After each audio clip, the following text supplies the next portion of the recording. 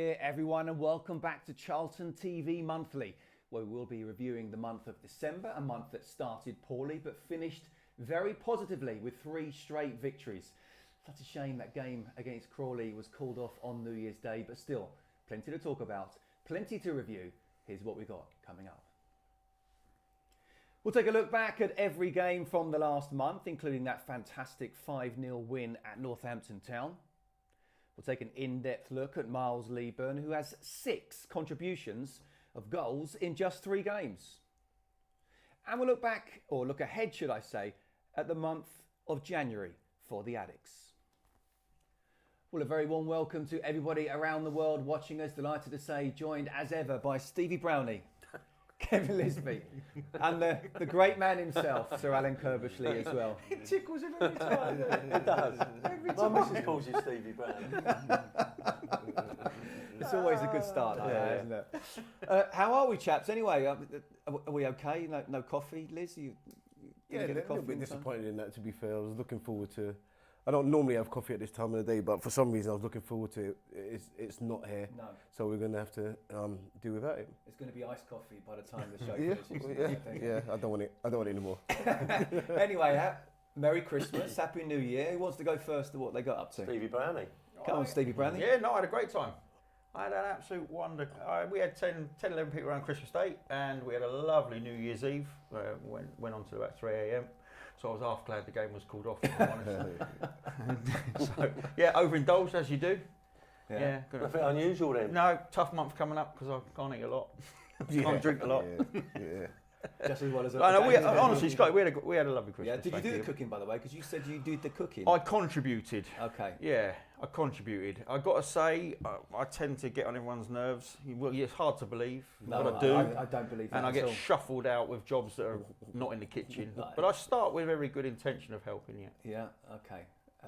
So on purpose, do it bad, so you get kicked out of the kitchen. I did the roast potatoes, actually, on Christmas Eve, because we celebrate Christmas Eve as well as Christmas Day, with my wife being Colombian, so we do that.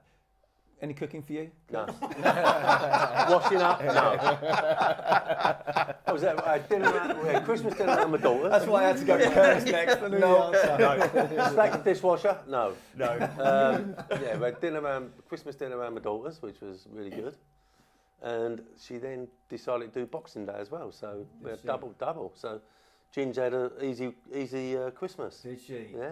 Well, you've done all your hard work now anyway. You don't need to do anything for the rest of your, 800 weeks, is it? 800 weeks. Oh, he's got to be under. Is it 750 now? Is it? No, I lost a week. I've lost a week over Christmas. Liz, what about you? Yeah, we had all my family come round to mine. My wife, my mum, my sister, and they all cook, and I sit down there and I sip. Mucking about with a telly. Do a Curbishley. I sit down there and I sip. To be fair, they don't want me nowhere near the food or anything that goes on in the kitchen, which I'm happy with. So yeah, it's a good Christmas. Okay, fair enough. And Curbs, we heard about Brownie sort of overindulging New Year's Eve. I was in trouble as well. Just as well. Well, you Well, kind I of was foresaw the game was going to be called off. No, for you, I didn't. you? I was prepared to go, but my body wasn't. So when it got called off, I was well happy. There's a difference between someone that has to earn still and someone that don't. We were talking before, actually, because obviously we're into different places, but we both finished at 3:30 in the morning, and you were saying you were struggling. I didn't get up till midday. Yeah, well, Honestly, I haven't done that. Well, no, I'm normally up at 6, 7 o'clock in the morning with the kids on a school day, you know. But anyway, but it was good, yeah. Yeah, it's very good. That's really good. And to be fair, at least it was Crawley and not Blackpool. I did say that on air. I said, well, the positive of today is that I've come for 20 minutes, not up to. It wasn't Preston, say in the FA Cup in a couple of weeks. Yeah, that would have been harsh. But it was. I've got to be honest with you. It was clear it was struggling. It was a poor decision to leave it that late. But back in our day, would it have been called off, or would it have been? It would have been close either way. The ball just didn't. There was an area that ball just stopped dead, and they just couldn't clear it quick enough. And the forecast was more rain, so I was a bit harsh leaving the fans in there till 2:45. To be honest, it could have been done at 2:45. Yeah. Okay. I mean, it's a shame, isn't it, in a way, because our form has really picked up in the month of December. We'll come on to those games in just a bit. Well, we had our largest home attendance since our game against Wrexham at the Valley on Sunday for the visit of Wycombe. Reading this weekend, of course, now. And Brownie, given the form that we're on at the moment, you know, we want as many people to go down as possible, don't they? Family and friends. Yeah, absolutely. I'd be surprised if we don't see a natural swelling crowds, because there is a turn in form for sure, and performances have been excellent. Results are great, and I think Reading will sell. I'd like to think they'll sell out the Jimmy Seed. You would have thought it's not far. Yeah. Christmas period, they're in the top 6, so we should get a cracking crowd and a great atmosphere. Yeah. That's what we want. If you haven't booked your ticket or got your ticket just yet, you can at booking.cafc.co.uk. It is the final game, as Brownie was saying, of the Christmas or festive period, however you want to call it. We can still call it that because the kids haven't got back to school yet. No, yeah, I think this is the last one. Yeah. I think we can milk it no more after this one. Okay, on to our month in review then, shall we? And obviously, because of our last show, we actually, even though it was this November, we had the FA Cup game against Walsall that we hadn't talked about. So let's talk about that now as well. And to be fair, Brownie, it was a really good performance, a fantastic result, and a sign of the fluidity that was to follow later on in December. Yeah, I think it was important. This was a potential banana skin. Walsall were in absolutely fine form, and I think they've actually stretched their lead since this. I think they're dominating League 2. They're like 10 points clear. So this was a big banana skin, potential banana skin, and that ball in there from Coventry, just begging to be headed in the back of the net, and he's met it well, mate, and it was a good start, and it settled the nerves a little bit. And we went on to, I wouldn't say we dominated. Walsall did have a period second half, but we certainly were the better side. Yeah, Curbs, I mean, as Brownie's just said, these type of places in the FA Cup, they're real banana skins, aren't they? Yeah, because the team's doing so well in the division below. Yeah, but obviously our priority is promotion, and you know, you look at some of these games. You know, no disrespect, but can Charlton win the FA Cup? No. So you know, you're looking at some of these games. Are they going to get in the way of the league games? So I think Nathan, you know, Preston away with the run we're having as well. I mean, if we pick up the next result against Reading, and then I think then it is the cup game. Yeah. You know, he'll have to make some decisions, because you know you can't afford to lose certain players. I would have thought at the moment, and you know, is it a case of resting them in that cup game? But then, you know, you've got fans travelling all the way to Preston. You've got to put out a strong side, if you like. But our priority is got to be top 6 and promotion, isn't it? Yeah, so, I mean, it is a shame, isn't it? I mean, with the greatest respect to Preston away in the third round, it's one of the last sort of fixtures you pick, isn't it? They're doing well as well, aren't they? They're not bad. So it's a difficult game for us, and perhaps it could be in a position to give one or two of the players that have been out through injury or whatever, or need a game, to change it a little bit, but certainly not risking certain players, you know, because we have got a bit of momentum. Hopefully this weekend against Reading it continues, and you know, we can start looking at top 6. And Liz got to mention 2 headers for Gassan as well. You know, he's very good in the air, isn't he? Yeah, I mean, you look at that first goal as well. He's right in between the 2 centre backs. His understanding of where to be when the crosses come in, and where to be in the box in general seems really good. There's obviously the other play that he needs to work on, but I think in terms of he's one of those players that you can actually put the ball in the box. I love Miles, and obviously he's a goal scorer, but I think he's a different sort of striker. He thrives on crosses, and his connections in the box are really good. Can the 2 play together, in your opinion, Gassan and Miles? I'd like to see it. Whether or not they can or not is a different story, but I'd definitely like to see it. Do you think they can? I think we're going to have to get real width if they play. If we play those 2, I think we're going to have to get lots of crosses in the box. I think Miles is actually good. I know we don't see it a lot, but he's actually good with his feet. So I think with them 2 playing, I think it probably allow Miles to come off him a little bit and actually receive the ball with his feet, turn, and maybe work together. So I think it can be done, but I think obviously we have to wait and see. Okay, fantastic win in the FA Cup there in what was November. Let's go to Crawley then, in what was not a good performance or result at all. And Brownie, it was a very difficult watch, wasn't it? Yeah, in some respects, actually, Scotty, this could have been the turning point in terms of was there a, because we never know, but was there a chat after this one? Was there a little bit of a dissection on the days following this about where the team's going, where we need to get to? Because certainly after this one, there was a feeling when the final whistle went that there was some aggression, from the stands a little bit. And it was disappointing. These are the games. And I think the surprise of this, Scotty, was we've got a strong home record. And we were just expecting to roll Crawley over here. And we've been here before over the yeah, last few it was the seasons, manner of the performance, I think. It was the manner. They were good Crawley though. They played well, Kev. They played good football, but still, we should have more than enough in the squads and the squad we have and the team we put out to have won this game. It was just a real flat performance where we did get outplayed, unfortunately. But off the back of this, there seems to have been a change in the attitude of how we've approached games. We've gone back, and look, I can't remember if Jones played in this one. He came back after this one. And then you had Small coming in at right wing back, and then you've got Tyrese being pushed into a more advanced area. So was this the game that they sat back and went, we can't keep doing this? We're going to have a platform of how we move forward. You know, Tyrese there, you're looking, I think he's at wing back there. And in the next few games, he's up alongside Miles. So we've got players coming back in Jones, in Lieburn. We've changed the formation a little bit after this. I just wonder if this was the game that Nathan went, right, I can't be seeing this again. Would that have been the game for you, Curbs, as a manager? Well, I was here watching the game, and there was unhappiness around the stadium, and I think the players and the manager felt that, quite rightly so. No, I mean, this is a big club. Yeah. You know, performances like that. So the fans let everybody know what they felt, and Brownie might be right. That may have been, Monday morning. That might have been right. We can't have this anymore. This is going to have to change, and a collective thing really, because we've been saying for us to jump into that top six, we've got to have a bit of momentum, put 4 or 5 results together, and we are at the moment. That's why I was really disappointed the game was called off, Crawley, because for me it's a winnable game the way we're playing. And then Reading, where we're going to have a bit of atmosphere, and the big clubs that have come, we've responded, the Birminghams, the Wrexhams, etc.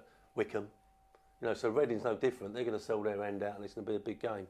So yeah, we've got that little bit of momentum. And I hope we can keep it going for another 3 or 4 games. Okay, it was Lincoln up next, and Liz, Lincoln away at what is horrible conditions, a very gritty game. Seen as a decent point, that? Yeah, I think last year we would have watched this game and I think we would have lost this. These are the games we sort of struggled with to get results last season, so I think it showed a different side to us. It wasn't the best of games, but I don't think going to Lincoln, I don't think it's going to be a free-flowing game, but I think it's important to go to these stadiums and get something from it. Great ball, that. Look, I think these are probably, after Brownie spoke about that game before, I think everyone seemed a little bit more up for it now, and then there was definitely discussions that were made, and you could definitely see the reaction in this game. And for me, it's a good point against a Lincoln team, I think, quite strong at home. Yeah. Brownie, this is the game where Lloyd came back. Yeah, and there were. I mean, it was one of those games that you won't see it from here. It doesn't actually look that bad, but we were there on the day, and the conditions were awful. It was so windy, and flags sort of giving you an idea, but it was horrible. But 2 shots on target the whole game, 1 each, I think, would suggest what this game was about. It was about not conceding, not making mistakes. 1 goal was going to win it, and you didn't want to concede it. Absolutely, that's exactly how it was. And the beauty was we kept a clean sheet, which is why I talk about the reset. The funny thing is we went into a cup game. Yeah, We'll I know, but yeah. right. So, but you're looking at this going, okay, there was a grit, there was a resilience, which was what did us well in the first 5 games of the season. There was a resilience to the team, and from that platform, we could win games 1-0, 2-1, and that looked like a reset to me. Yeah. But then we've had more additions, in terms of players coming back since that point, and I think that's the important bit overall. If you look at the whole of December, players coming back, squads getting deeper, and then you start to pick up results, and the results then feed the confidence, belief, morale, and there's a little system change as well. Yeah, well, and we'll come on to that in a second. It got worse before it got better because we had the Kevin Lisbie derby, didn't we, in the EFL trophy? Yeah.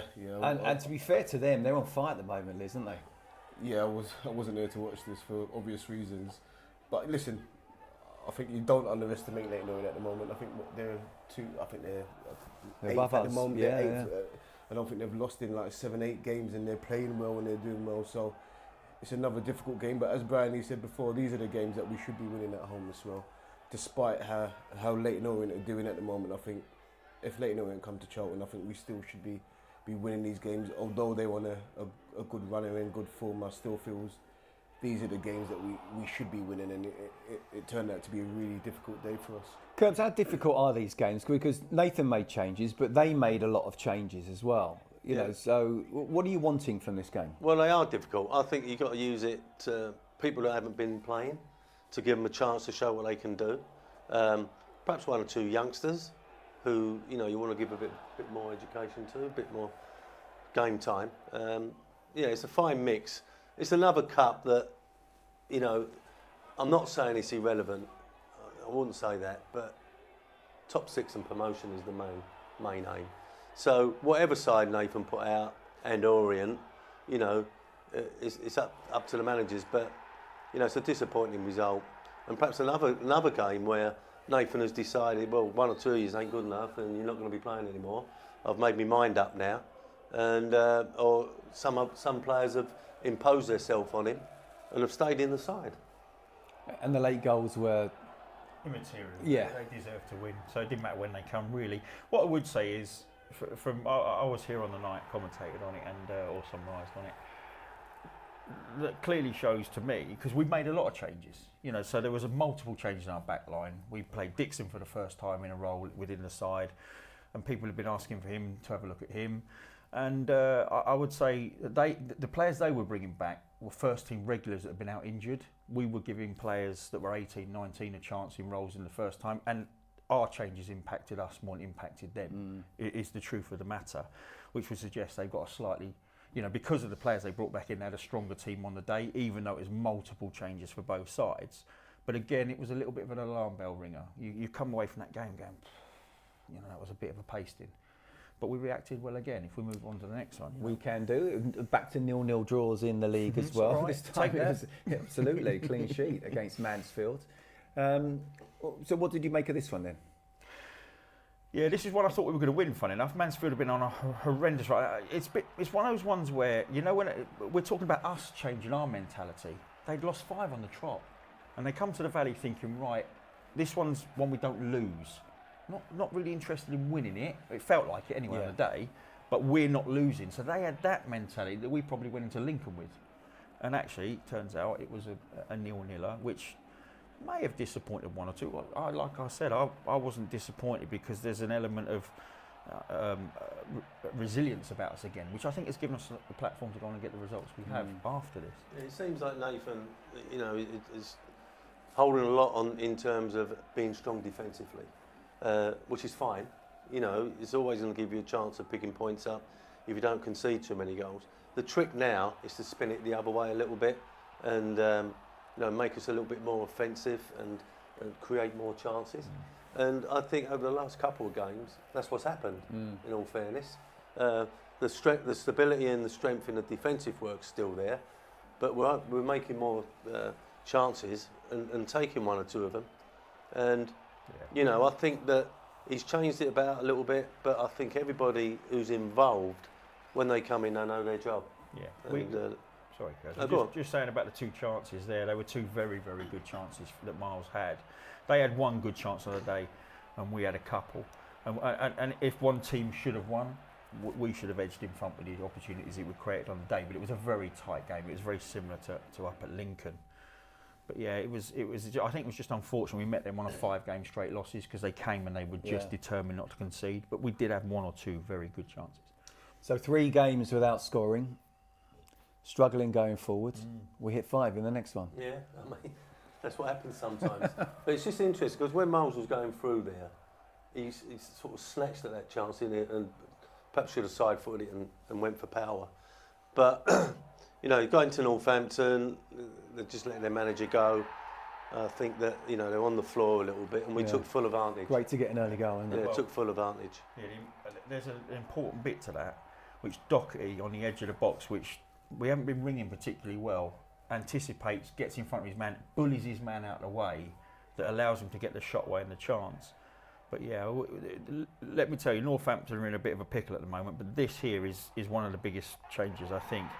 Just previously we saw Tyrese feed Miles and his shot was fractionally wide.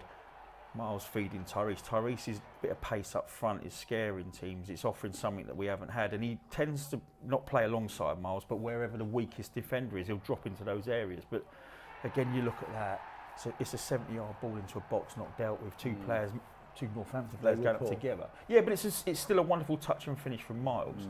But this is where I think this result come at a perfect time for us, confidence-wise, with the changes that will be made. You know, in terms of Tyrese and Miles started linking up a bit better. There's another example, I think, in one of the other games where they link up brilliantly. But yeah, it was a perfect result at a perfect time for this team. I was going to say, Liz, 5 goals, 4 scorers, 1 clean sheet, and a partridge in a pear tree. I mean, it does wonders for your confidence, doesn't it? Liz? Yeah, I mean, I was there for the last home game, and Tyrese looks like a different player now. And Brownie pointed out in one of the games he was almost like a wing back, and he's in our own box. I watched him the other day, and he looks like a different player now. And I think he's affecting the game. Even when he's not scoring, he's affecting the game. Defenders look scared, and he looks. I mean, he had a shot from about 30 yards the other day when he could have passed it. And I said, fair play to him. Shows confidence. Yeah, and it shows where he's at the moment. And I think him and Miles together, I think, are perfect. I think Miles can come off, he can come off. They're not a 2, but they can play like a 2 as well. And that last clip there was our right-sided centre half. Breaking, 1-2, carried on his run. Bit like Tony Adams one back in the day. Yeah, against Everton. You know, Mitchell gets to the byline, cuts it back for Hilton, who come on a sub. That was his former club. So the whole day had something in it for everybody out there. And you come away from that and you're like, that's a great result. Exactly what we needed at that point. Perfect. So then Cambridge up next. It's important to get back-to-back victories against the side that's right down there as well. And that is what we did. And again, another early goal. This time Curbs after 36 seconds. Well, yeah. I mean, I think that Cambridge and the goalkeeper will look at this, but it was the perfect start, and you know, give the team the confidence to knock it about a bit, you know, and perhaps express themselves. You know, it's very difficult, I think, playing at the Valley when there's not a big crowd. You can, as your players, you can hear everything. You can hear the manager shouting at you. You can hear the crowd moaning or groaning. It's very, very difficult. That's why I think when we've had decent crowds here, and the atmosphere's been louder, we've responded. The Birmingham, the Wrexhams, the Wickhams. And let's hope it happens on Saturday against Reading. It shows the 2 goals there are Tyrese and Lieburn, and the first goal is Lieburn just hooking it on. He knows he's got Tyrese with him, so he knows he can hook it into that space, and even if he doesn't get it, he can chase it down and on the front foot. So I think, and then obviously Lieburn gets the header. He doesn't normally get headers, but he gets the header. And he should do. Yeah, with being 6'6", you expect him to get a lot more, but obviously we got to look at the crosses that come in as well. So it's not necessarily just obviously him and his heading, but I think with those 2 up front, the understanding, they're both similar age groups. They're good friends as well. Yeah, off the pitch. That helps a lot as well, yeah. So I think if we can keep those 2 fit and keep them high up the pitch, we will get more chances and more goals. Yeah, we just, as we see in the highlights, we were so good first half, so comfortable, 2-0, and you're going, look, there is going to be a reaction from Cambridge. There has to be. They've got nothing to lose, and actually, we stepped off it, they stepped on it, and it led to him getting a very early goal, about the 50th minute, 2-1. Then he hit the post. There was that 15-20 minute period where if we'd have conceded a second, it would have been extremely interesting. But there, again, go back to a bit more resilience, you know, a bit more like 51 to 90. We didn't have it all our own, but we did wrestle the game back for the last 20 minutes and controlled it. Whereas I think a month ago, the crowd would have got on them and they might not have been able to wrestle it back. But because of the results, the resilience, the clean sheets, the 5-0 win, when Cambridge had their 20-minute period, I can't remember if he made any changes. I don't think he did. I think the changes come really late that game. But they controlled that game back and finished it quite strongly. And I think that probably was as important as the 5-0, because we held on to a 2-1 lead when we put ourselves under a bit of pressure. Yeah. I think League One, you never really got control over a game for 90 minutes. And as Brownie said, I think as players and stuff, you've got to understand that's going to happen and teams are going to have spells. But as Brownie said, I think it's more that resilience and understanding, look, all right, they've not scored or they have scored, get back in the game and continue, especially here. This is where we find it difficult when teams start getting possession of the ball and they start controlling the game a little bit. That's fine. I just feel we have, at this present time, we have people that can score goals. So it's all right to them have possession in that, but I think we look a lot more dangerous now. And you can still look more than comfortable without the ball as well. 100%. You know, if you're in a really, really good shape. So a really convincing win against the Northampton side that was managers at the time. A win against a struggling Cambridge United side. Was it the Wickham game that's maybe made us think this is what we're capable of? Yeah, I think everybody was saying, listen, we've beaten Northampton, we've beaten Cambridge. You were both really, I think one was 1 point out of the relegation zone, one in it. And then everyone was sort of going, well, let's see how we do against Wickham. And I've got to be honest with you, you'd have taken a point before this game, but they absolutely deserved all three. We were terrific. One of our best. We've had 2 or 3 of these where we've been so good out of possession, we've limited the opposition to next to nothing. And Bury, that was the best chance of the first half for both sides. And it came at him very quickly, very quickly. Yeah. But he got something on it, which, like, if he could have just directed it low, it was him. But this cross here is early in the second half, something like 47 minutes. And it's a long throw, comes back to Edwards. The cross is just begging to be attacked. He didn't want to head it, really. No, but Miles, I think Miles does brilliant. He's wrong side when that cross starts, and he claws him. It's determination to beat the centre half. He does great. Yeah, and it was such an important goal, which led to this goal, which was absolutely outstanding. Yeah, I think you're spot on about determination, Brandon. Anyone could be a good goal scorer, but it's that willingness and that hungerness to get in front of defenders and make movements and fight with them. But look, I don't really need to talk about that. I think that just sums up where he is at the moment. The execution of that, you can wax lyrical about as long as you like, but it actually starts with a really good bit of pressing in our own half, win the ball back. Yeah. You know, they want to foul. Strikers don't see that, Brady. No, I'm saying from our perspective, the whole of that goal, everything, do you know turnover, pass, vision of the pass, weight of the pass, finish. Yeah, not just the turnover, the fact we didn't try to go long straight away, we still played it into midfield, who then had a better opportunity for Miles to make the run and play him in midfield. Yes. Yeah. So just let the ball go. Yeah. And that's, I think with those you made a career out of that, Kurt. It sort of allows space in midfield now, because defenders have to drop off now, don't they? Absolutely. And now midfielders seem to have a little bit more time on the ball.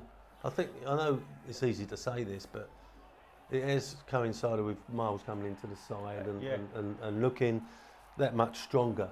And 2 aspects to his game. One, we're seeing him go over the top where he scored, and one, we're seeing him bring the ball down. And when you're playing, and we are strong defensively, I think Nathan, has built not his reputation, but I think he's saying that comes first. So the defensive side comes first. We've had a lot of clean sheets, but when you're doing that and you do nick a goal, you feel as if you're going to win it, don't you? You know now. Oh, we're in front.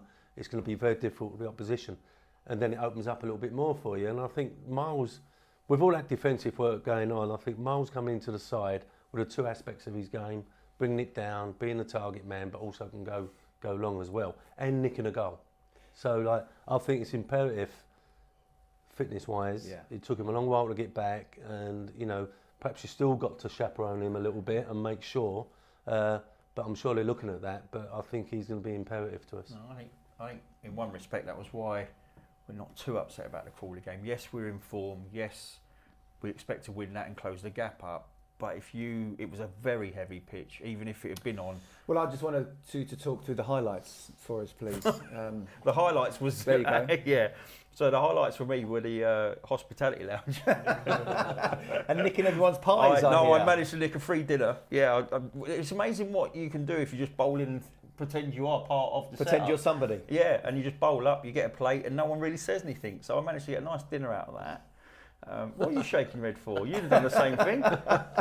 You'd have done the same thing. Everyone's thinking it's a VIP. How proud he is of it. Oh, so proud. Bowled in, waved at a few people, said hello, went up for me dinner. He went home and said, by the way, man, I went back, I bowled in, I got myself a free. I'm just laughing at the big smile on his face. He's so happy with himself, isn't he? I was a bit annoyed because I actually left there with a pie. And Stubbers, Greg Stubley, sort of caught me on the way up and just he went, I've seen you eating in there, and just swipped the pie and had the pie. Oh, so I lost that on the way up. Yeah. So only the free pies. I wouldn't pay for it, Kev. Curbs, how do you, on a serious level though, how do you feel about, as a manager, preparing for a game, going to the game, then it's being called off 15, 20 minutes beforehand? Yeah, because I think the form of the previous game, the fact we're playing against Crawley, who turned us over, I think everybody connected with the club was looking forward to the game. As Bernie said earlier, another 3 points will push us that further nearer that top 6, etc. So, and we're in a good place at the moment. Yeah.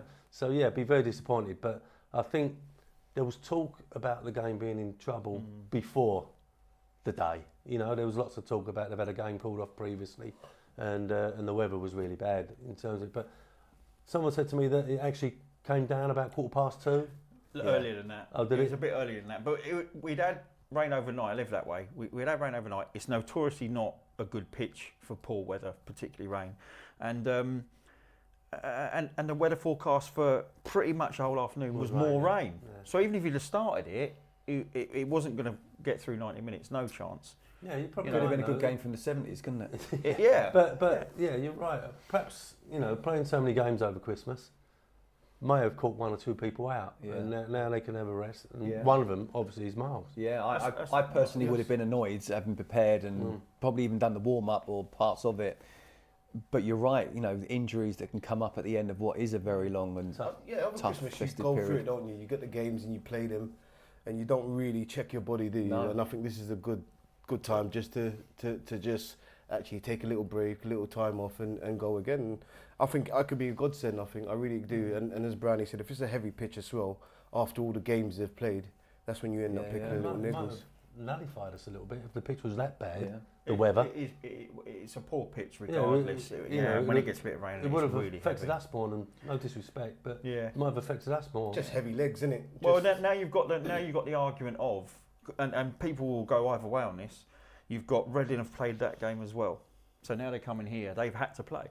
So, and I always found that people go, oh, they've an extra game. Sometimes it doesn't work in your favour, the missing the game. But I do in this instance, when being so close together, I think it does work in our favour. Yeah. I wonder whether just one or two players that were gutted it wasn't called off 24 hours before. So they could have gone out New Year's Eve. Oh gosh. There's me thinking very badly. Let's have a look at the table now, shall we? Starting with the bottom half, and thankfully, despite us not playing New Year's Day, we're not in it. You can move, you can move on. No, Late talk about this. What are we talking Yeah, about this exactly. then? What are we talking about this then Well, for? I'll tell you what, we'll ask you, what about Peterborough? Yeah. Who would have thought they'd be there at this position? Yeah, and Rotherham were hot as well, favourites. yeah. They'd done their business very, very early in the summer, and everybody sort of sat up and went, "Oh, Steve Evans spending money. Rotherham, good squad. He'll do his usual and talk it all down like they got the worst squad and the worst budget in the league." But yeah, that's a surprise one as well. Yeah, Tell you what, Curbs, I want to ask you as well. Former Bolton, West Ham, and Newcastle man Kevin Nolan, gone into Northampton, of course. What advice would you give him? Win games. That's what Howard Wilson said to me. Very sound advice, that. That's what Howard Wilson said to me. I went, Howard, what do you reckon? Give me some advice. He went, win games, mate, you'll be all right. Yeah. Okay, is that simple? Well, no, but Kevin Nolan, I think he's been with Moisey and, he's he's been learned a around lot. Sam Allardyce and whatever. He was at Orient for a while. And he's been waiting for an opportunity, and it suits both parties, I think. Yeah, absolutely. Let's have a look at the top half then, shall we? Here we go. We're in 11th. Leighton Orient there in 8th, doing very well indeed. But we've got the game in hand. We've got 2 games in hand on who is it? Barnsley in 6th, with 6 points behind. So Liz, I mean, I don't want to say we're getting form at just the right time because it's still a long way to go. But we needed those results, didn't we? And we can move into the new year with a lot of confidence. Yeah, if we didn't get those results that we had, I think this show would have been a little bit more difficult, and obviously the expectations then lowers, and then This has been one of the easier ones of the last 3 years, for sure. And Bradley's been more tolerable as well because of results. But yeah, you look at that table now, and as you say, the 2 games in hand, and most importantly, the points. I think the points there's no gap there. We win those 2 games, and we're right there with the form as well, with the strength, and with the players coming back, and with people hitting form. I think it's a perfect time. But look at the 3 teams at the top we've held our own against. And all right, they've been at home, but they've been at home, but you still got to win them. And we played ever so well and coincided with decent crowd. I keep going on about that. And Reading this weekend's going to bring their full contingent, so hopefully the performance and the results will continue. I just think if you look at the goal difference of the top 4. I think they've settled into that, and it's out of those top 4 for the top 2 spots for me. But 5 and 6 is open. We thought the league was going to be tough this year. I don't necessarily think that's the case in what's unfolded over the first half of the season. Does it? No, and I think 5 and 6 is up for grabs. But someone's got to grab the season by you know, by the scruff of the neck and Choose put your a words run carefully together. then. Yeah.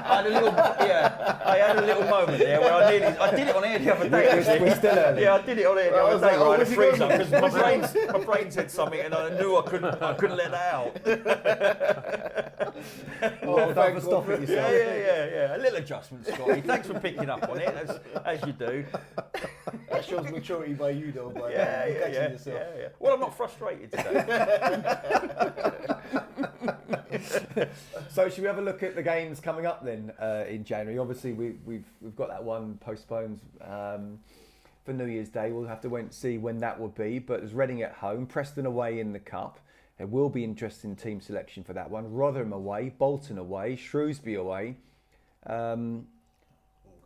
Shrewsbury at home, sorry. Otherwise I'm going on holiday. Yeah, I'm going on holiday on the 24th. And there's Bristol Rovers as well. I mean, on paper the most difficult game is Reading, but there's a lot of away games there, isn't there?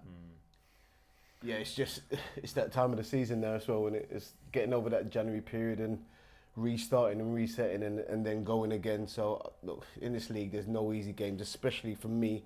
I found playing in this league after January, it's really difficult. I think you've got to have the right mindset, and lucky for us, we've got a lot of players in form at the moment.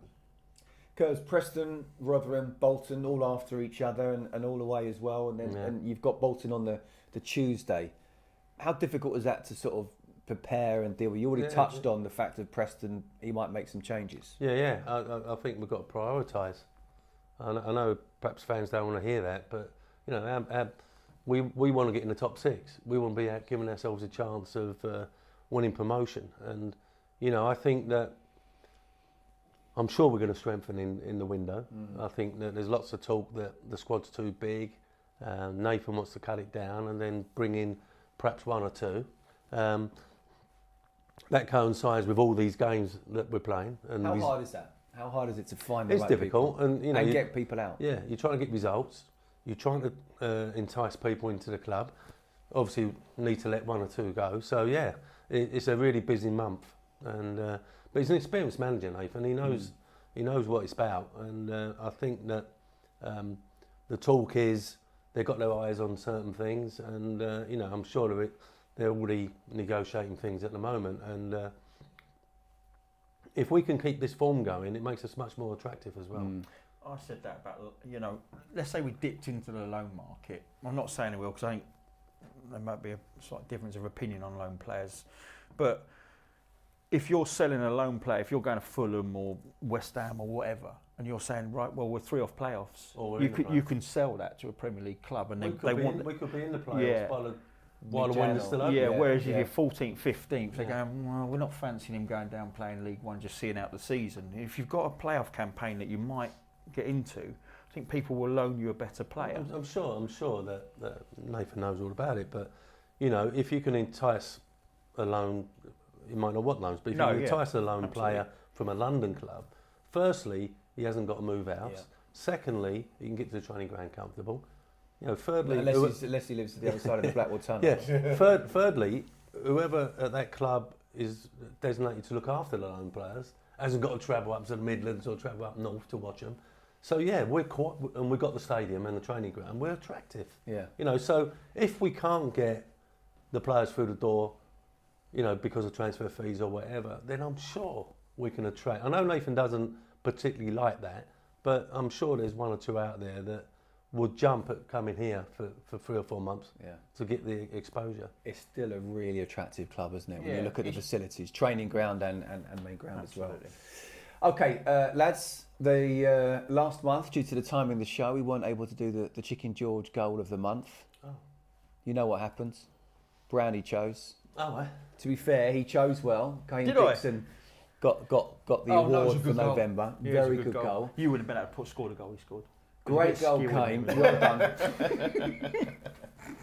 But thankfully, the decision for December is back in safe hands. Yes. You 3. Oh. Okay.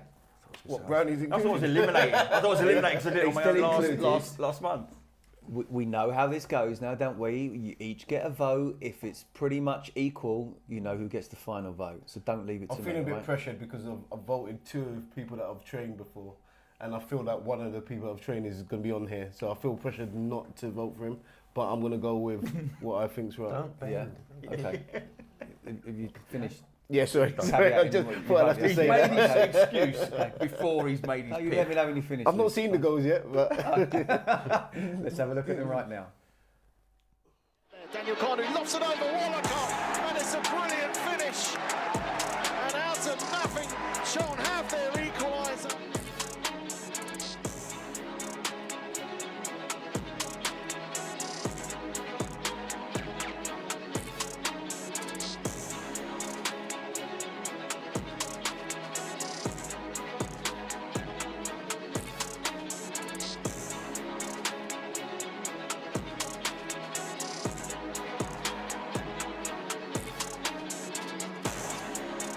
Towards Lieber and Coventry forward towards Berry. He will stay in play and Berry will get there for Charlton. Takes a touch inside the penalty area. Berry back across looking for Campbell. Instead it's Doherty and it's a brilliant finish from Charlton's captain who gets his second.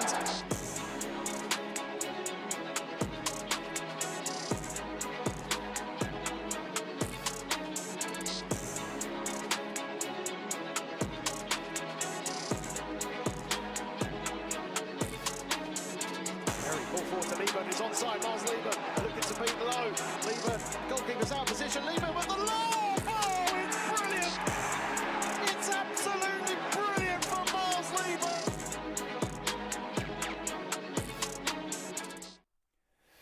Okay, some cracking goals there, aren't they? Difficult. Yeah, they Difficult. Got to make the decision though. Brown Dog, you go first. I'm going to go for Fuller with the left footer. I'm not Yeah. even sure that's his strong. I think it's his weaker foot, maybe. I don't know, but that's a hell of a finish.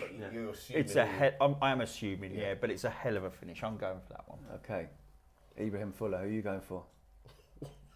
Don't you can't swing just because. I'm Go with what you I'm think. going You just Miles. caveated it already. I'm going Miles, and I Go think Miles. it was it Curbs or Brownie pulled up. It was good play before that as Yeah, well. There was very some good really play. decent play. I think with those sort of goals, we should show the play as well before the finish. But Are we having a pop at the editing now? Is that what A we're little doing? dummy in midfield, weren't they? Little dummy in Anybody midfield, else you want yeah. to drag down? Just because you're going for Miles? Who was it against as well? It was that was against That was Wickham. Wickham. Oh, top of the Top of the table, yeah. I'm going to go Miles. What, just because it's the because No, the opposition no. is strong, it makes it a better goal? I had a long time. yeah. Had a long time to think about it. And It they're can, the it most- can be and- an ingredient. And they're the most difficult Well, ones. it can be Look, an ingredient. The finish is the finish. I think no, that's a stubborn way of So, thinking. I but think. I'm saying, so if that's against Northampton, it's not as good a goal. Dig me a turn. I don't think so. Just shut up. You get them. You're winding me up. Now. Blimey. It's not working. It's not working though, is it? This ex-Players Association. I'm gonna go Miles. They'll be scratching their eyes. Before one Brownie. Okay, we've got Ibrahim, we've got Miles. Oh. Who have you gone for? Oh, I like Doherty's. I must say. that's a good finish. I like Doherty's, and I like Miles. I'm going to go for Katie Barton. Is it Katie Barton? Kaylee. Yeah. I think the control, Yeah. the turn, and the finish. That's Yeah. my second one. Yeah, It's that's on the you. second fella. Wow, it's on me. Do you know, I can't believe Kai Enslin hasn't got one from the halfway line. But it's a Brownie, great finish. Brownie. It's a great finish. He likes it. He likes It's a it. great finish. He can't do that because then we haven't got a decision. No, so I've got to go for one of By yours. default, he's got to pick one of our goals. Right? So You know, it's Doherty, Lieber, and Barton. He doesn't know what to do. No, it's a tough one. It's So a you've got tough to one. take Do your you know, time. do you know what? Do you After know what? fans. Do you know what? We'll wait for the coffees. Yeah, we've got a little bit longer. Should we move on? Yeah. I think Kaylee's goal was brilliant. The first touch was good, the way she moved her body in top corner. But I do think Miles running at pace, finding the space in behind, and then dinking the keeper. So I'm going to give it to Doherty's Miles. bending it round top corner. Yeah, it was a good finish. Great finish. It's a great We finish. shouldn't. They're You all don't know great what to do finishes. now? No, I've gone for Miles. Okay. Miles. That's all right. So this is the one. So next time we'll make sure we get the full team move for you, Liz. But to do that on the run, Oh, yeah. Look, Brownie knows. He's just. Let trying to me be tell. different. Right, listen. Technically, the Look at that. It's up and down. the keeper's made it easy for him. spoken like someone who's never been in that position before. He's trying to wind me If up. we, if we'd have kept straight faces there, we would have got it. 100% we would have got There was it. a big gasp. Man, I think I lost my breath. If you just left it, he would have definitely bit on that one. Okay, apologies, but Chicken George goal of the December of the month goes to Miles Lieber. Congratulations, Miles. Okay, now 2025 is upon us as well. We asked Charlton Athletic women's team what their New Year's resolutions are. What is your New Year's resolution? Mine is to get better sleep and more volume. Mine is to be more focused on my uni work because I've not been very good with it this year. And I want to read some more books. Not more books, just books. My New Year's resolution is to live in the present, not the future. Quoted by CN3. Well, I was just going to say come back from my ACL injury. I think that's a pretty fair one. Get back running on the pitch, feeling strong, coming back from an ACL injury, I'd say. I don't have a New Year's resolution because if I want to make change, I'll make it. I like that. Mic drop. To not forget stuff and to be less clumsy. I don't want all this. I've just left my Stanley in there and my socks. My underwear's going to fall out next. Where's it going? What is your New Year's resolution? To be less clumsy and to not forget stuff because I'm very forgetful. Your shin pads. Get my shin pads, I forget my water bottle. Car Just keys. done it then. My car keys. Yeah, so that's mine. Yeah, don't forget your car keys. You definitely don't want to do that. So, I mean, some really good resolutions there, aren't there? Yeah. You're going to ask, aren't you? I'm going to ask. Have you got any? Not really, if I'm honest. Not really. Be more tolerant, eh, Kev? With what? With what? With what? Everything. With anybody. Everything. That's gone out The whole straight world. away. You The whole just had a world. go at me. I like the answer. I like the answer of no, because anything I want to change, I change now. Yeah. It doesn't have to be start of the new year. Yeah. Do you ever have a smile on the face? There's intolerance coming back. Sorry, there's Brownie telling someone to have a smile on their face. No, it's only here that I get miserable. Not here, not here. I'm the last away Should we from it. move on? Should we move on? Exciting few weeks for Karen Hills, whose side have faced a trip to Chelsea in the Women's FA Cup on January the 12th. That would be a great challenge, Brownie, that wouldn't it? Playing against the very best. I don't know if it's at the Bridge or Kings Mellon. No, I don't know. Listen, it's a tough ask, isn't it? I mean, the Women's Premier has got 3 or 4 teams in it that are just so strong. They're so strong. So it's not one of those ones where it's a day out. This is like, can we compete first and foremost? But it's such a tough ask. And they're top of the tree, oh, aren't they, mate, Well, and it's they've like got us going so to- much money. It's like us going to Old Trafford back in the day, isn't it? Back in '94. Do you remember that one? Yeah, And that was tough. final. That was tough. Yeah. Yeah. Was that the one where I didn't get near gigs all game? Really tough. That's when Michael got sent off, but they scored within a minute, didn't They did in the second half, yeah. Fergie told them just to take us back to the Valley. Yeah. Anyway, good luck in that game. And Sheffield United are the next visitors to the Valley on January the 26th. So if you can, please buy some tickets for that match day. Okay, now lads, it's that time for that section of the show where we see what is trending on the club's TikTok page. And we asked you to go through it, Curbs, didn't we? Yeah. Now, Ibrahim Fuller didn't win Goal of the Month, of course, for his fantastic finish, but his reaction to the goal on TikTok has picked up more than 30,000 views. Let's take a look. Obviously, I like being on the edge of the box, just in case. And then, yeah, the rest is history, to be fair. A lot went through my mind, to be fair. Obviously, not the best of celebrations, but, yeah, play that back again. It's the best goal you scored? Yeah, 100% by far. Especially at the time I scored as well, obviously last minute. So, yeah, very happy with the goal I scored. And I feel like as soon as it left my foot, I had the feeling it was going in. But, yeah. And I asked you obviously off camera, but weak foot finish as well. I still don't know, honestly. Since young, I've just been both foot, to be fair. So I actually still don't know what foot I am, but, you know, just a bit of both foot. And then the celebration as well. I was just too happy. I didn't even know what to do. Obviously, the pitch was very dry. I didn't even take that into account, but yeah, no, it was a great goal. And obviously, the rest of the lads were happy as well, so made me happy as well. It's good. Good goal. Brilliant goal, fantastic goal. First of all, love it that he doesn't know whether it's his strong foot or not. Love that one. Secondly, Ibrahim, you need to practice those knee slides. Oh, Jesus. They look painful, didn't they? We're all rubbing our knees as we do it. Great goal and 30,000 views. And you were one of them, Curbs. Now, apparently, I'm pretty sure you like this one. Alex Mitchell stars in the club's latest video through some physical defending against Wycombe Wanderers. Levels to it, you and I know. Tell them be humble. Sit down. Be humble. Sit down. Be humble. Sit down. Bit of your music as well, isn't it? I was just listening to Kev saying, so basic being a centre half, isn't it? You just got to stand up and push people. No skill involved at all. I'm listening to him. Yeah, but he's getting credit for pushing someone into. Yeah, listen, you'd have loved that as well. That's right, you're early as well. We're in an era where, you know, what do we say about players at times?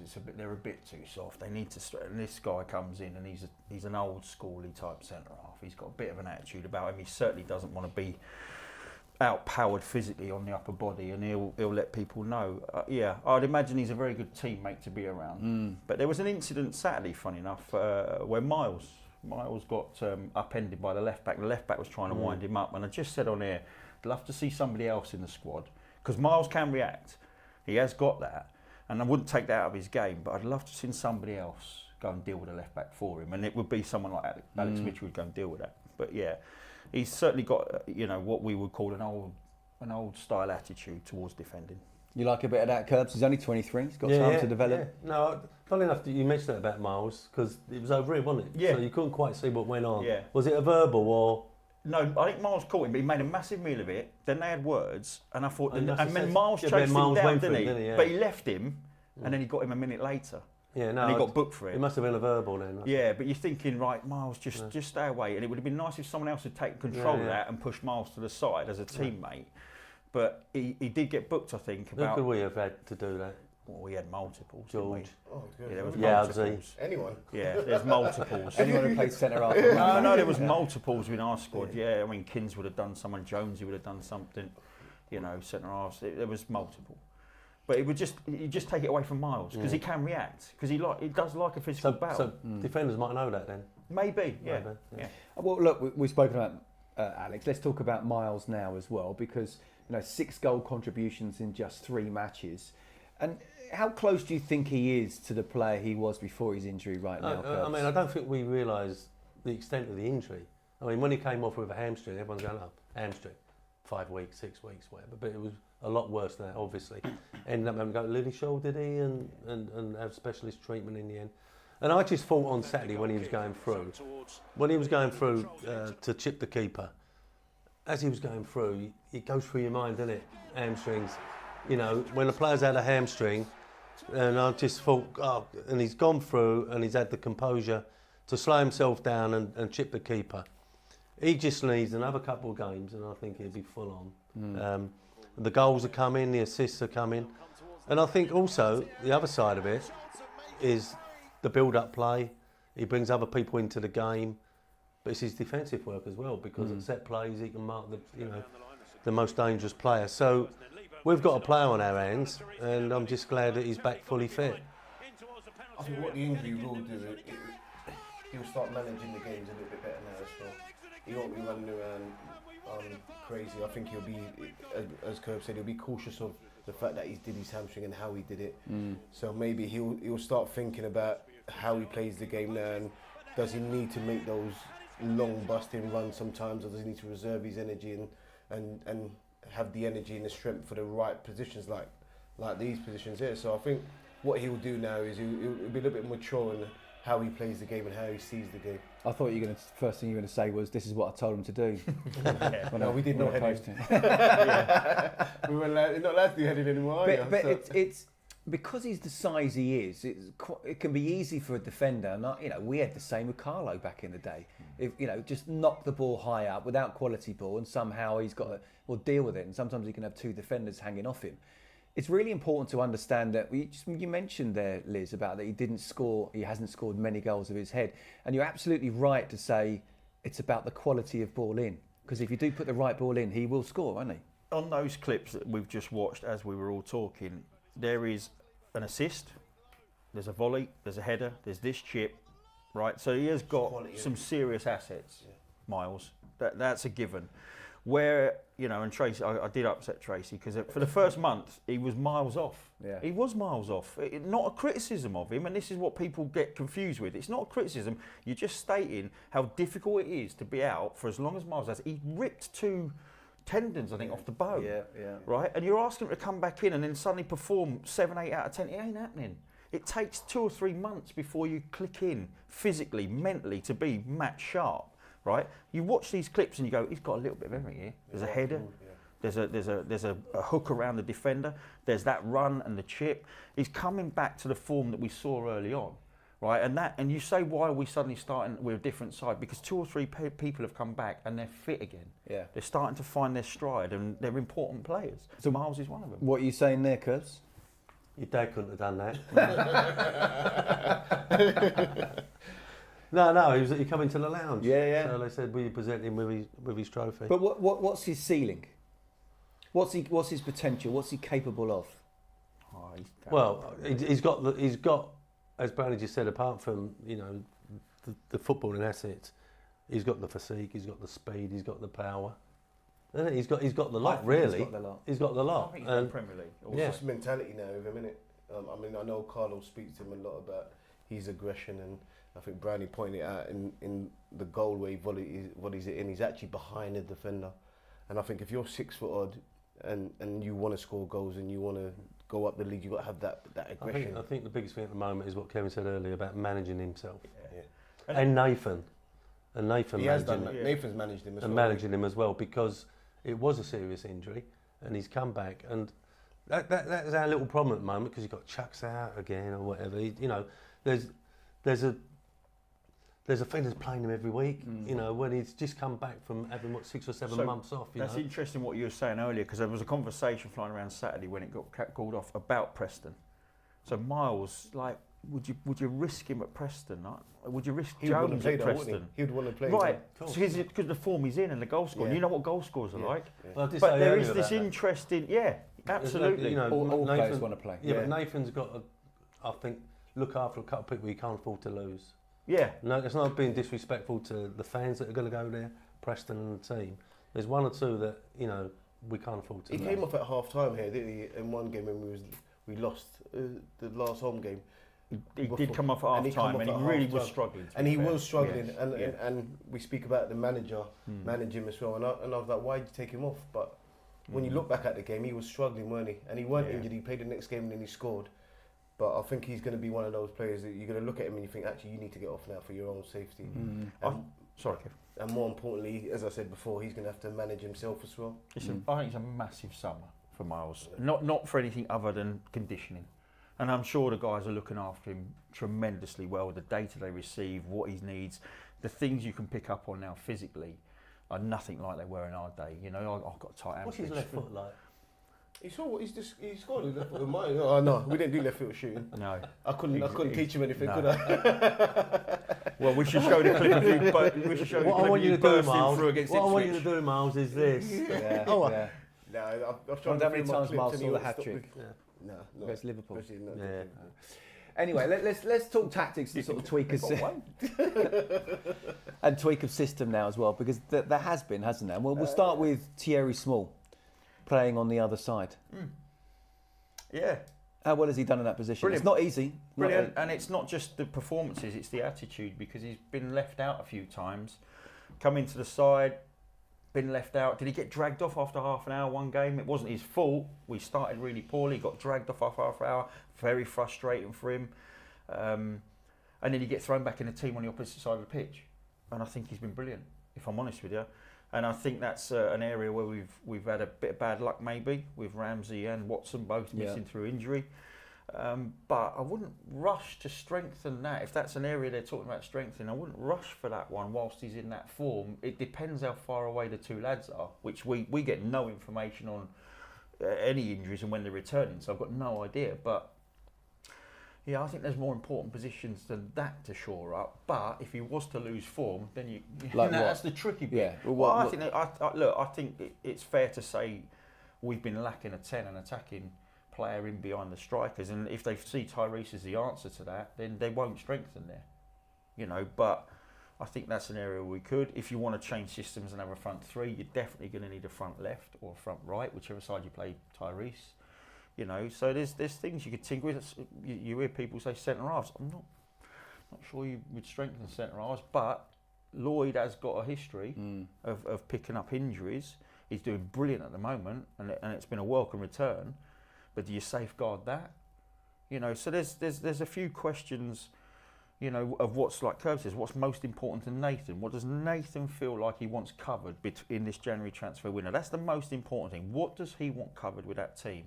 But in terms of Thierry Small coming in and performing like he has, you've got to tip your cap to the lad, because he was inconsistent in terms of performances, and he was inconsistent in and out the side, and he's come in at a time when we've been struggling. Yeah. And he's performed really, really well. Well, Nathan's talked about one, maybe two coming in, and maybe a few going out as well. He doesn't want sort of loads. And he also talked about that he has to improve the players that are already here. But that's obviously, there's a squad on paper with a lot of talent, isn't it? How important is that, Curbs, to say, look, can't just keep on going in and out all the time. We've got to improve the players that are here. Yeah, and I think the interesting thing, what I read, was when he was talking about the players not playing need to feel they got a chance. Do you know what I mean? Where the squad is so big, there's so many players out there at the moment. There's one or two of them that know they're not even going to get on the bench, and and then that can breed, bad atmosphere around the training ground. So I think he's going to specialise. Perhaps two or three will go out, and perhaps only one comes in, because I think he's got a tight knit group. They basically all know what they're doing. I think if we can just flip it a little bit and make us just a little bit more attacking wise, because defensively, obviously we've really tightened up, lots of clean sheets, which is, I think, one of Nathan's assets. But we've been struggling to score goals and create goals, so that little bit of a difference, that may be. But the midfield three, as far as I'm concerned, what is it? It's been Coventry, Berry and Doherty. They like that three? They look quite comfortable. Yeah. All three of them can play. They can all dig in. They all do their defensive work. They can all get up and down the pitch. So that's a nice three at the moment. But we're not getting too many goals from other areas, are we? Set plays or whatever. So every department needs to contribute. But I can't remember a set play for a long while. We've been better this year, I think. I think we have. We have struggled notoriously over the last 4 or 5 years on set pieces. I think we have improved, I would say. I don't know the exact stats, Curbs, but I think it's an interesting point on the midfield three, though, because you've got Terry Taylor sat there, and there comes a point where you listen to Nathan saying trim the squad, and I think that's probably quite important. We've all been in dressing rooms where you look at lads and they're not involved and they look lost. And, I think it's important you get some glum faces out, particularly if we're on a bit of an upward curve. 1 or 2 fresh faces in gives everyone a lift as well. But the Berry one for me is like, we know he can score, we know he's got quality, but what if you don't bring in an attacking midfielder and Berry goes down? That is an area we struggle in, for me. So it's great while Berry's playing, while he's fit, while he's in good form, but once that comes out, there isn't. You're now manufacturing someone to play in that attacking midfield role. He is kind of the only natural one, really, for me, anyway. So that's an area that would need looking at, but. You're relying even more then of Tyrese and Miles, and Tyrese in particular is an interesting one, isn't he, about where he's playing at the moment? Yeah, I mean, everyone's speaking about positions. You're talking about right back, left backs, but you have to look at this. You have to look at the front two as well, only because of what history tells you that. I don't want to say it, but if we do get an injury to one of those two, the way they play, can someone come in and do the same job they're doing? So I think he's got to start looking at, can someone come in who is a similar striker to both of them, who's a little bit of pace, that could communicate, work well together. And me personally, I think he'll be looking at another frontman. With Miles, you just never know with Miles as well, and I think it's important that we give him that resting time as well. And I know he would want to play every single game, but I think if you can get someone in who may be similar to him, who can cover him and give him that rest so he can be fresh for the ending of the season, I think it's quite important as well. I want to give credit to Nathan though for where he's playing Tyrese, because it's not your typical sort of second striker or whatever. No, it's absolutely not. No, it seems to me it's on the weakest defender. So if they have a right back or a right-sided centre half, left-sided centre half, whichever one's the weakest or the slowest, Tyrese has sort of got a licence to just drop into that area and play around that player. But the interesting thing is the threat of the pace. You look at our bench and it's got good attacking options on it, but nothing that can move like Tyrese moves. There's no threat off the bench of being able to do what he does. You've got Matty Godden's a great finisher, intelligent, so it's positionally that Matty catches people out. You're caught ball watching, he's off your shoulder, you don't even know it. With Tyrese, it's just flat pace, as you saw with that hook on the goal. I'm with Kev on this. There is nothing to replace Tyrese if he goes down injured pace-wise. There just isn't. Gassan can't, Hilton can't, Chucks can't. Matty is about the most mobile, and he is quite intelligent with his movement, but there's nothing as rapid as Tyrese in the squad. So again, it just depends where they go, because you had another striker, you've got 5 here. Yeah. You have. Yes, some go out. Yeah. But I think if you look at it, it's what's working in it. And so they're working. Yeah, exactly. And that's why he said Nathan his credit. Look, he had to go earlier in the season at it, and it didn't quite work, if I'm honest with you. Yeah, I remember. But it's this little bit of drifting around that he's allowed to do. And I don't know if there's someone saying, I want you to play on this player, or he's just doing that naturally.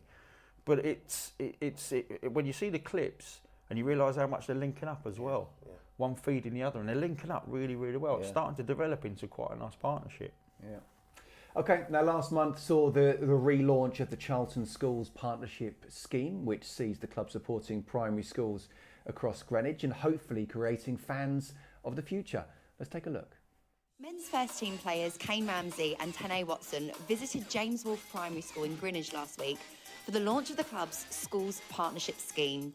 39 schools across the borough of Greenwich have already signed up for the scheme, which gives schools access to men's and women's first team player appearances and the opportunity to take part in an annual schools partnership tournament at the Valley.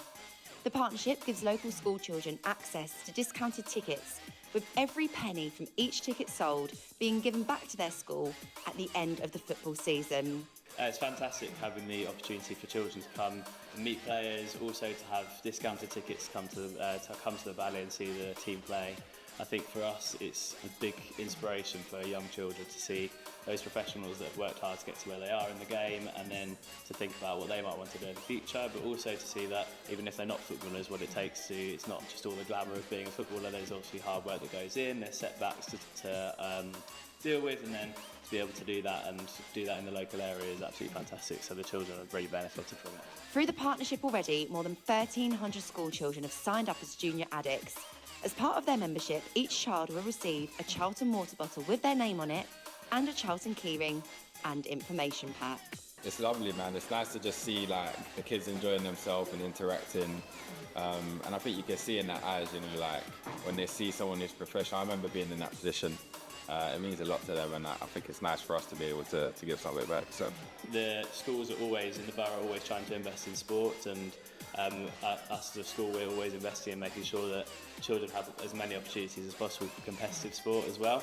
And so to have money coming back into the school to be able to improve our sports provision and build a resource here so that children benefit from sporting opportunities, to have that from our local professional football club is fantastic. Like, not many places across the country, I don't think, have that opportunity.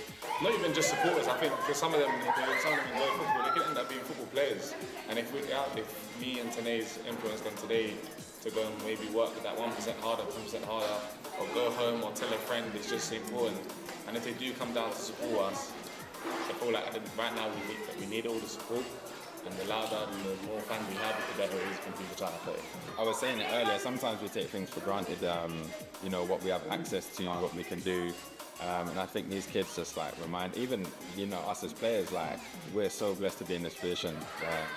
So yeah, got the show for them and everyone that comes down, so yeah. Great to see us going back into schools. It is quite simply what we do, and I think we're one of the very best in the country at doing just that. Okay, now time to dip back into the archives for a New Year's Day special memory lane. You ready for it? We've talked enough about that 1-0 win against Arsenal quite a few times on Charlton TV. So do you know what we're going to do? We're going to go for a different New Year's Day game. One that our very own Kevin Lisbie was playing in. January 2002. Charlton 3, Ipswich 2. But Curbs, this first goal, Horidison knocks down for Marcus Bent. Who needs a scouting team when your future players are impressing you at the Valley, eh?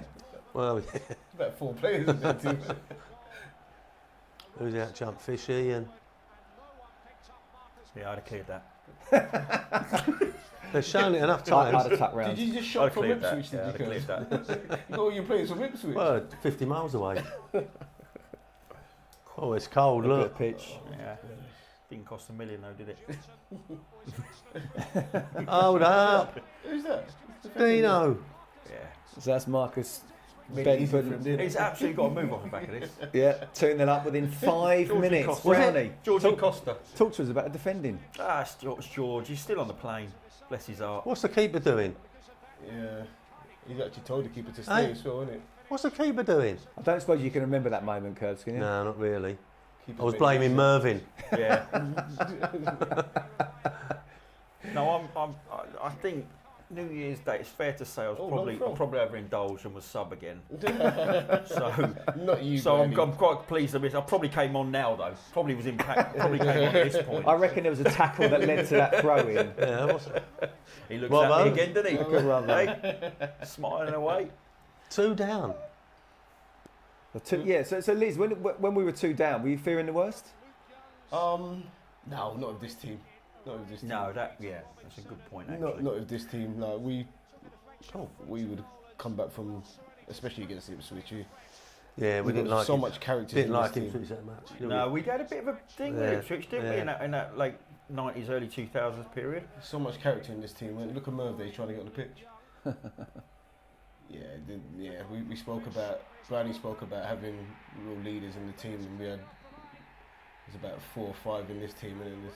Look how young Scotty looks. Yeah. He was a bit Beckham-esque with his haircut choices, wasn't he? He did go for something a bit different, Scotty, to be fair to him. Yeah, a bit mocked, didn't he, at one point? Did I get a flick on here, Brownie? No, I don't think so, mate. No, that's fishy. That's an assist. It's fishy. He didn't get anywhere near that. Well, would that have been given with goal line technology nowadays? Let's have a little look. Yes, way over. Way over.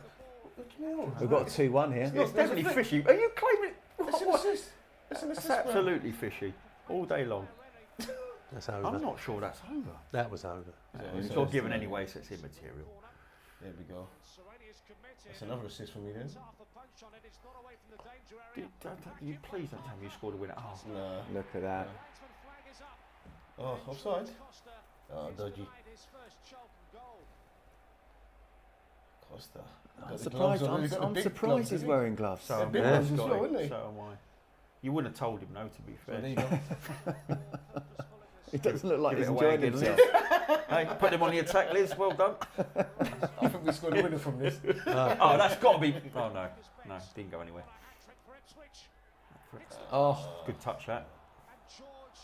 Tell you what, the fans are getting the money worth, aren't they? Yeah, it's a good. Always did, yeah. didn't he, Brownie? Always did. That's a good little touch. Making amends for his little run earlier. Are you going to pull Dino up on that? No, this is a great touch. Look at that. No, I mean the goal. The goal? No, he'll tell you he made 374 saves and only 3 mistakes. Yeah. So. No. Yeah. Who's this? Ah, come on. Oh, great save. Got to finish that. Great save. And was tight. Your left foot for standing outside of the right foot. It's a shirt's weighing me down. It's Brownie's shirt, isn't it? How do you run round that? He thinks he's Romario, doesn't he? Yeah. When you're quick, you can do those things. Blimey. Looks a good game, doesn't it? For those of you watching, viewers, this is the first time we've seen this, by the way. So I have no recollection of this game whatsoever. Do you know? Nope. None. No idea. This is when we started opening them up. So Curbs and Liz, we're relying on you. No, I ain't got a clue. I was in the motion. There we go. Yuli. Yeah, Yuli lay off, get in the box. Little thing. Oh, come on. Ah, Liz. You got to score that, surely. Great assist. Then we talked about desire earlier. That is desire to get in front of. Look, what am I, 5'10"? Brownie? You don't want to say? I'm going to wait for the replay. All good summarisers wait for the replay. I mean, you've headed it straight at him. You're lucky. Yeah, you're lucky he hasn't held that. Look at that desire. That's just desire, though, isn't it? Yeah, I'm not going to put you down on it. Are you not? I'm trying to, but he's played a part in it. To be fair, and he's got an he's assist. played a part. Yeah, he's got two assists. That doesn't go down an assist. That doesn't go down. No, honestly, it doesn't. I'll take it. It's ridiculous. I saw that the other day.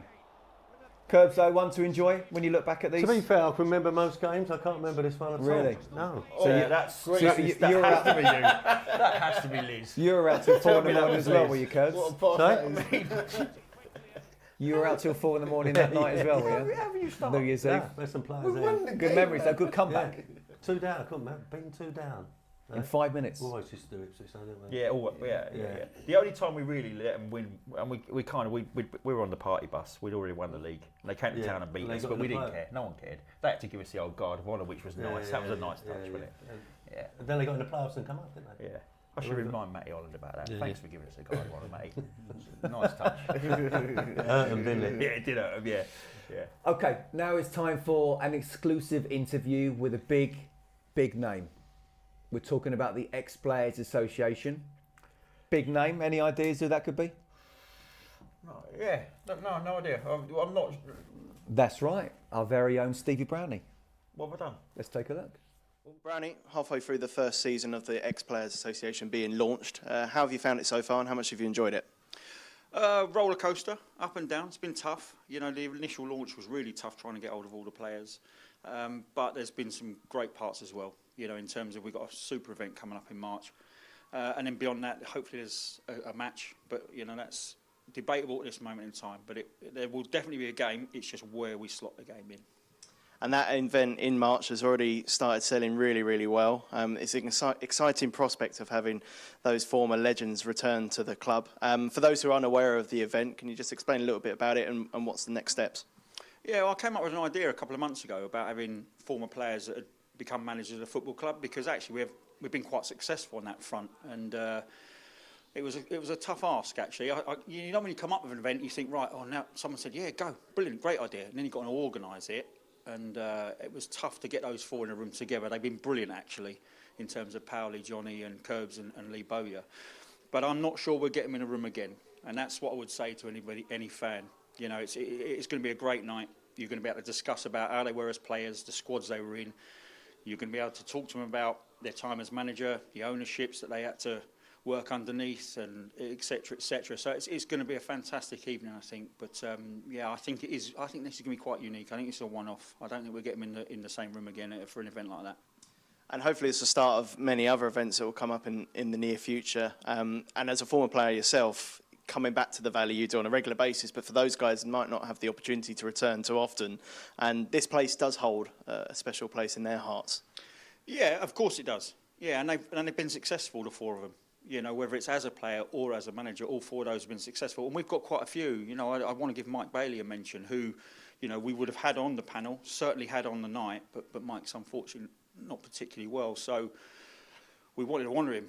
And we're still trying to find a way to do that. But there's hundreds of examples of players that have left this football club that like coming back, that want to come back. And leading on from that, it's impossible for me to get hold of everybody. So if there's a message I need to get out there to former players, it is look on the websites, phone the football club. If you want a ticket, if you want to come back, if you want to be involved in job, I mean, you can be an ambassador here in the lounges on a match day. There's so many things available to ex-players. But they've got to take that first step and contact the club. We've done this central database, which has over 200 players on it now. But I've exhausted all my contacts. I'm out. You know, they've all hundreds. I put 100 in, I think, of my own contacts. But beyond that, it's really difficult to get hold of people. You know, we've started the heritage caps. Trying to track people down is very, very difficult, very time-consuming. It's costly, which we're prepared to do. But we also need people to take a bit of a leap of faith and get hold of the club themselves and sign into the link that is readily available to find and put their details in. And then we can contact people with a monthly newsletter or quarterly newsletter and any events that we're holding. But it's important that, you know, they register. And we've also seen the likes of Mark Fish, Sean Bartlett, players being introduced to the crowd at the Valley. So it's not just events that's going on, it's also the opportunity to return here for a match and be involved in a match day. Yeah, and actually this event in March, hopefully, because there's another thing I need to send out as a message, what we raise goes directly back to the Ex-Players Association. It's not split anywhere. You know, there's a couple of reasons we're doing this. One is to raise funds to bring players back. We'd love to be able to bring Klaus Jensen back, you know, Jonathan Johansson, Martin Pringle, Matthias Svensson, Romadal. You know, we'd love to bring those guys back over because the Scandinavians, well, certainly my period at the football club, were very, very important. And I think we're very popular. So we'd love to have the funds to bring people back, put them up for a night, enjoy their time back at the football club. But there's also a much longer term goal from my perspective. And the reason I got involved in this is because I'd love over the next sort of 5-10 years to create a fund from all the events we hold, from the matches we have, that could help ex-players that are falling on difficult times. That's the whole point of me actually getting involved in this. No other reason than the vision was to create a fund that helps vulnerable people. We've lost players. You know, Paul Linger is the one that springs to mind through cancer, 42 years of age. Could we have helped in any way during that period? You know, with maybe funeral costs, etc., etc. That's the vision I have for the Ex-Players Association, as well as getting players back, as well as having a great time. You know, there has to be a reason for it, and the reason for me is to create a fund that can help players that have fallen into unfortunate circumstances. Well spoken, Brandy. For the first time in your life. Ever. Yeah. And it's listen, I have one side of it and Kev has the other, and Kev predominantly was involved with Paul, and this is where it all started. So Kev took up the mantle and wanted to have a game to raise some funds to help Paul and the family left behind, and that's one side of it. The other side, as you well know, I've been battling with the PFA for a couple of years to try and get them to help me fund one of my knee replacements. It was almost impossible, if I'm honest with you. And I was very, very disappointed in the manner in which they sort of spoke to me about it, actually. And that's another thing. So there is a limited fund, and you accept that with the PFA, but there isn't a player out there can have anything done. You know, all four of us around this table, you want something done, you're not going to be able to get anything done privately, right, through the PFA fund. So it's always going to need to be topped up by somebody. Now, I actually lost a couple of jobs because I couldn't coach. I actually had to turn one down. It was a decent job in a League Two club because I couldn't take on the workload at that time because I just couldn't get this funding through the PFA to get my knee replacement in time.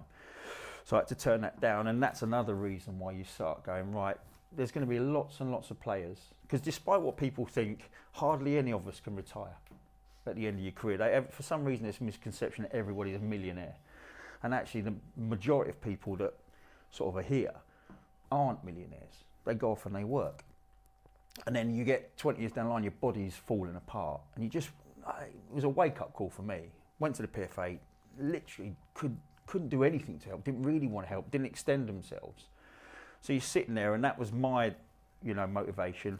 Then Kev had his motivation with the Paul Linger and raising funds, and between us, you approach the club, I approach the club, and they put two and two together, and that's why we're sort of doing what we're doing. But there is a short-term sort of vision and a long-term vision. The long-term is a fund that we can, and we're not saying we're going to help someone with £50,000. We're talking about little small sums that can make a big difference. And Curbs, you told a story once about, it wasn't a Charlton player, right? But you told a story about a player that had dementia, and the wife just wanted 2 days for Christmas to go be with her family and take care of that player for 2 days.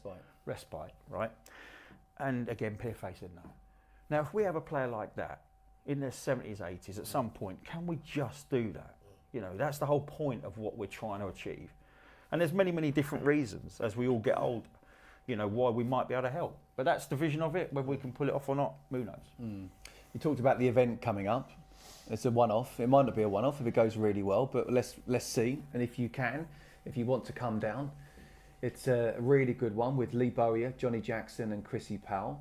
The first 200 tickets for that event have sold out, but more will be going on sale on Friday morning. So make sure you get in quick, please, to get your ticket. I will be there if I possibly can. Can't 100% guarantee it at the moment, but I certainly will if I can. And Liz, how much are you looking forward to that night? Yeah, and as Brownie said, will we ever get these characters back in the same room? Probably not. Hopefully we can, but I think we just enjoy it as it is at the moment. I know Brownie's put a lot of work into making sure, and you're working with people that are all over the world at the moment, so to try and get them all back into one room back at the Valley is difficult enough. So yeah, we're looking forward to it. I'm going to stop you there. if you want to come, it's 25 quid, mate. What's that? You weren't on the list. No. All the I know someone. All the freebies. He might not be as good as friend as you think. By default, Scott's running it. I organised it. I know someone who's sorted me out of a ticket. We live in the same area. Yeah, exactly. I come with Curbs, he's +1. Yeah, it should be I got a badge now, so have you? You got a pass? I got a pass. 4 years. 4 years to get yourself a pass. Is it a picture of him 4 years ago and it's completely changed now? Yeah, they got a picture of me, but he's got my eyes are rubbed out, so I think it's me. It should be a really, really good event, actually, shouldn't it, with you four up there. As part of the Ex-Players Association, Charlton legend Keith Peacock was presented with a legacy cap by you and Curbs and the former Charlton executive Peter Varney. Let's take a look at that one.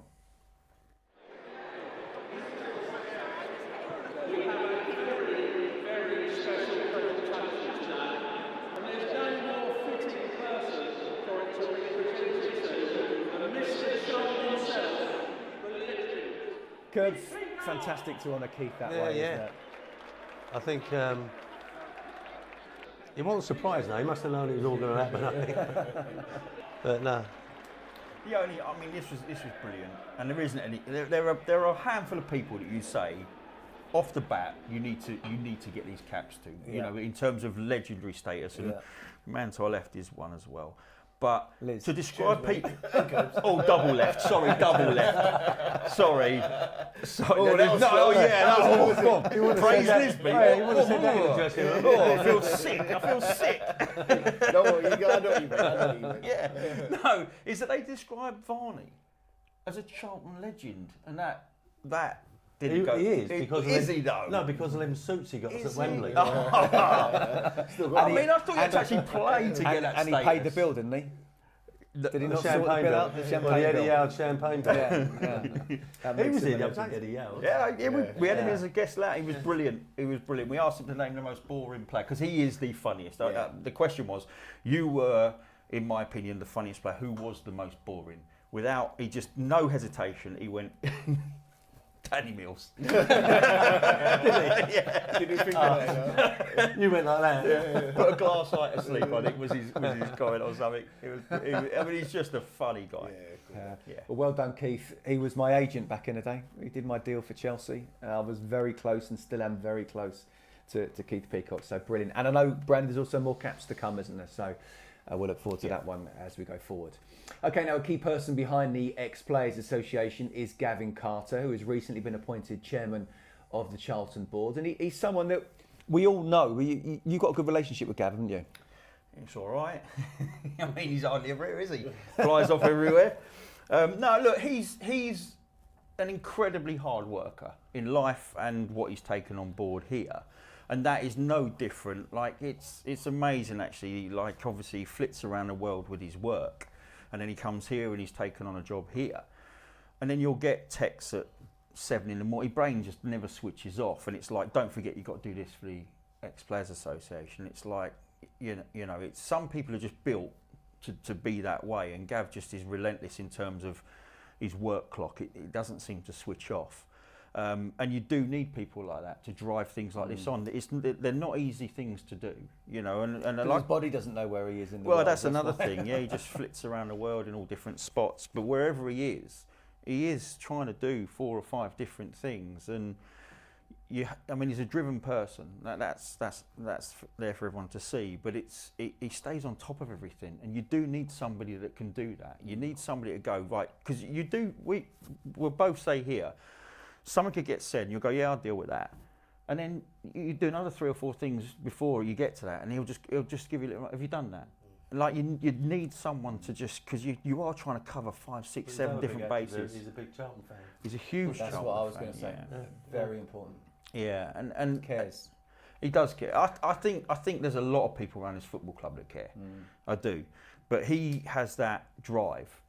So when he sets a vision of something, he does have a drive to get there, and you know, and he needs people behind him to go along with him. But yeah, I think it's probably something he could do without, if I'm honest with you. Yeah. What, looking up, having having to text you at 7 o'clock in the morning for sure.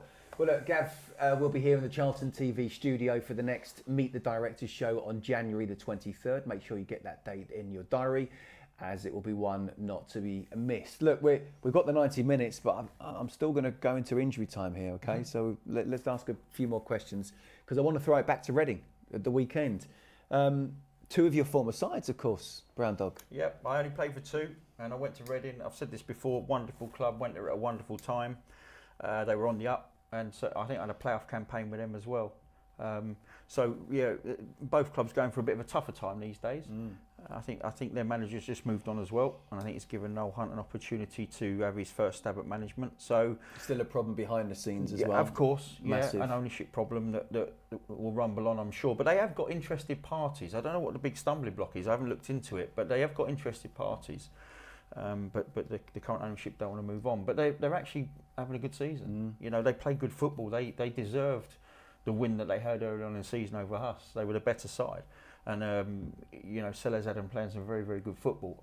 We'll see if Noel Hunt can take that on. How big a game is Saturday for you, Liz? Yeah, just in the contents of what we've done recently, I think it's important to keep winning, especially if you look at the table. I think you lose two games and all of a sudden you're looking at the bottom half of the table rather than the top half. And I think for confidence as well, I think so many players seem to be in good moments at the moment. I think if we keep on winning, they'll stay in those moments. If we lose, then especially with our home fans, it can turn quite quickly. So I think it's quite important just to keep people in the good moments, that we actually win this game and have a good performance. Final one to you, Curbs. It's all very well having two games in hand, but you kind of got to win them. So we've got to try and keep on that positive momentum, as Liz has been saying. Yeah. And you've also touched on many times, and you'll continue to as well, when there's a great atmosphere, when the fans come along and get behind the lads, you know, we seem to perform well, don't we? Yeah, absolutely. And Reading will bring their contingent. You know, they're well supported. So it should be a good atmosphere here. And we have responded. You know, as I said, the top three sides, you know, Wrexham, Birmingham and Wickham, we've responded against. And I'm sure we're going to do it again this weekend. And my big thing at the moment is momentum. We need to put 6 or 7 games together, and then we're in there. And then that's it then. You're looking at the run-in, you know, you start getting a bit interesting. Yeah, and the momentum continues as you get to the business end of the season, or as someone you know very well, the squeaky bum time. That brings about an end to this month's show. I have to say, 90 minutes plus 3 have absolutely flown by. That's because Brownie went on again. Yeah, on and on and on. Oh, no, you only asked him one question. Listen, in today's game, it could be 10 minutes extra, isn't it? So we're only 3. So listen, difficult start to December, really positive end, and we hope that January continues to be that positive as well. We'll be back next month, and in the meantime, let's hope the Addicts can keep on winning. Bye for now.